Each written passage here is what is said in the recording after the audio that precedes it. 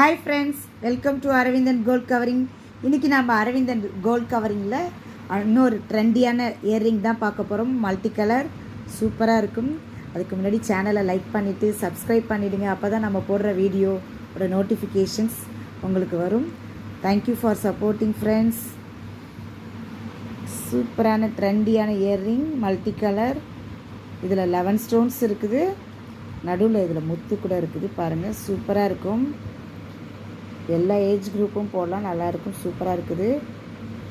ஸ்க்ரீனில் இருக்கிற வாட்ஸ்அப் நம்பருக்கு மெசேஜ் பண்ணி உங்கள் ஆர்டரை ப்ளேஸ் பண்ணிக்கலாம்.